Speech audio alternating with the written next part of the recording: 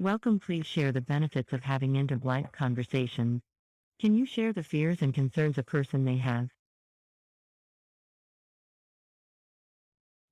Discussions about end-of-life issues are painful to think about. Talking about end-of-life issues is so difficult for most that they choose to ignore the subject, deny it as an issue, or just refuse to confront the issue at all. Death is a natural process, our final passage of life. It is also a reminder to us that life is precious and we should celebrate it every day. Discussing end-of-life issues and planning for end-of-life has many benefits. A dignified death is one we have on our own terms. The benefits of discussing end-of-life issues are many.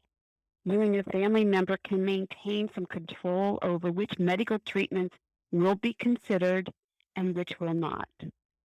You will be able to make the decision whether your loved one you will be able to make a decision where your loved one will be when their time comes. You will be able to control how your loved one chooses to spend their last days. Determine how the end of life will be delivered and what comfort measures will be. Another benefit is being able to determine how end-of-life care will be delivered and what comfort measures will be provided. It is also an opportunity to discuss fears, sorrow, remember the good times you shared with your loved ones, express love, and even make apologies and reparations. It is also the benefit of end-of-life discussions is avoiding death in an institutionalized setting, avoiding unnecessary and uncomfortable, even painful treatments. But the most important benefit of all is making certain your loved one's last wishes are honored. You, the survivor, can move forward with a feeling of satisfaction and without guilt or regret. That's a really important one for so many caregivers because they look back and they have guilt. Please share the fears and concerns family caregivers may have. The fears and concerns your family loved ones have regarding the end-of-life issues and end-of-life planning are many. They fear pain and suffering. They fear just the unknown. They fear leaving their loved ones or being alone or even becoming a burden to their family. They fear loss of control over their life. They fear loss of dignity. And many fear death, and they want to have all the medical technology can provide, but they never consider the quality of life versus quantity.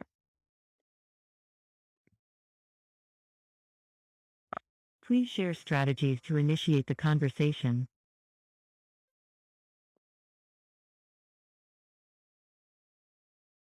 There are many fears and concerns family caregivers have, and I want to discuss those as well. Many feel uncomfortable in discussions about end-of-life issues. They find it too emotional and painful to think about. Many perceive it as morbid, and they don't even want to face their own reality. Avoiding the topics of end-of-life issues and end-of-life planning does not postpone the inevitable.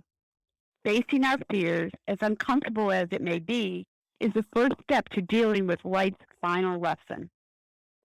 Families and their aging loved ones often think that they are prepared for whatever life brings them. Many believe that death will be quick and painless. Modern science and technology many times can extend life. End of life is oftentimes played out in a hospital-controlled room by modern technology. So if you want to open the lines of communications, hopefully you are able to open the lines of communications and have developed an ongoing trusting relationship with your family member. You want to avoid family battles. You want to avoid family battles or making decisions under stress when emotions are running high.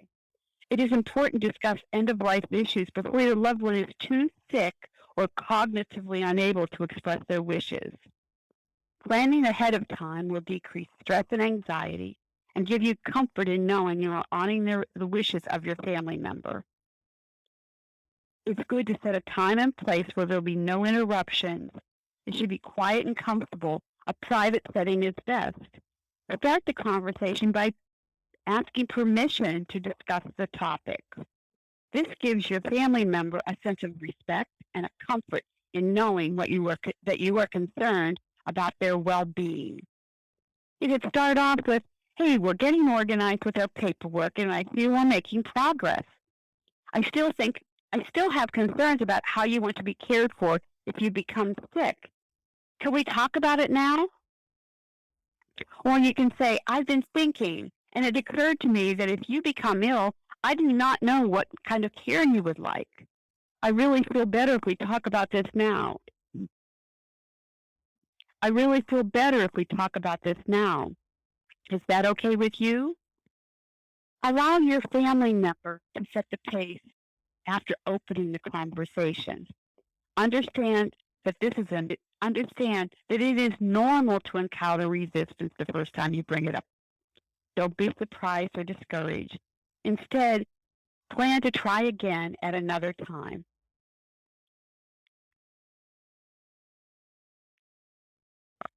Please explain what a healthcare power of attorney and advance directive is. An advance directive is a legal document that states the medical treatments and/or life-sustaining measures you would or would not want should you have an end-of-life situation that occur, and being unable to communicate your choices or your wishes to anyone. It is a written healthcare plan. A healthcare power of attorney names an individual that you trust to make those decisions for you when you are no longer able to express your wishes. Advance directives should be in place for anyone over the age of 18. More often than not, individuals feel that advance directives are not really necessary. I hope you will check out our podcast series on end-of-life planning. We go into detail on all the aspects of end-of-life planning process. This lesson is just to focus on the conversations.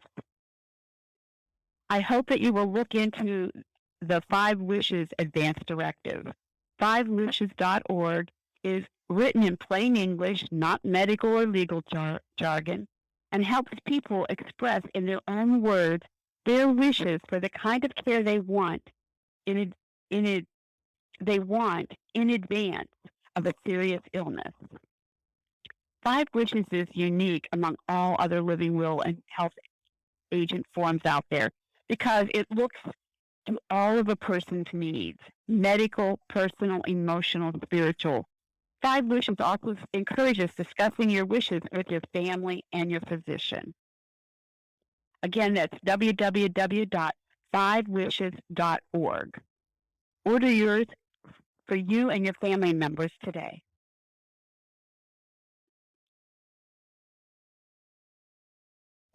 Please suggest more strategies to have this conversation. When speaking with your family member, consider these strategies. Planning ahead of time and expressing your wishes can improve your quality of care. Or this also allows you, or you can take the approach, this also allows your family to be available to make educated medical treatment decisions, decreasing stress and anxiety at a difficult time. Or you can say things like, family members can focus on what is important, caring for you in the fashion that you want to be cared for. This and other strategies are more in the handout I have created for this segment. In your ongoing daily conversations, you may want to take time to find out what is important to your loved ones. What are their major fears? What level of sickness or discomfort is unacceptable to them? What are their feelings about programs that promote comfort instead of constantly battling death? Use your active listening skills I've discussed in the early part of this Eldercare Communications course. Listen for the wants and needs that your loved one expresses. Make it clear that they're sharing their feelings about end-of-life issues is important to you. be truthful, be respectful, and be empathetic. Acknowledge that they have a right to make life choices, even if they don't agree with your own. Keep in mind that this is a conversation, not a debate. Sometimes just having someone to talk to is a big help. Be sure to make an effort to hear and understand what the person is saying. These moments, although difficult, are important and special to both of you. And remember, actions speak louder than words. Some important things that you can do are listen for the wants and needs of your loved one when they express them. Pay attention and make eye contact. Be aware of your body language. Show affection. Make clear that your loved one is sharing with you. Make clear that what your loved one is sharing with you is important to you. Show empathy and respect by addressing these wants and needs in a truthful and open way. Verbally acknowledge your loved one's right to make life choices, even if you don't agree with those choices. Part of end-of-life planning includes making preparations for a funeral. Planning a funeral with your loved one can seem overwhelming. This is a very difficult topic for many, but planning some of the details can be a great relief to the survivors. A funeral is one of the most stressful and expensive consumer purchases a family can make. Final arrangements are an important final transaction, and many times these decisions are made at a time of bereavement and duress. Decisions and choices are usually made when a person is in shock, having feelings of guilt, remorse, and a sense of loss. These feelings can cloud your judgment. Many times, the act of spending money can be confused with caring or expressions of love. The benefits of pre-planning a funeral are not only to decrease stress at a very emotional time, it has financial benefits as well. As with other aspects of advanced planning, the benefits of discussing funeral plans in advance almost always outweigh the discomfort of this conversation. Here are some ways a funeral plan can help. You avoid disagreements among family members. It gives you time to compare the various options, costs, and companies. It avoids a pressure of salespeople at a very difficult time. And it allows time for money to be set aside for funeral costs. It also gives peace of mind to the care recipient that his and her family are having their wishes. It gives peace of mind to the care recipient and his family that his or her wishes will be carried out. And it avoids having to make quick decisions while under terrible stress. If a burial plot is purchased with the proper contract in place, the space is reserved, even if the cemetery is sold later. If you plan to do most of the arrangements without the help of a funeral home, you'll have time to research regulations and secure permits. To summarize, I'd like to summarize, as the end of life happens, we are never prepared to let go of our loved one. While we experience pain, sorrow, and a sense of helplessness, we are giving ourselves a gift. We are sharing time with our loved one as they leave us behind. Emotionally, we understand that our caregiving experience is coming to an end. We never are prepared for how we will accept or deal with our loss when the time comes.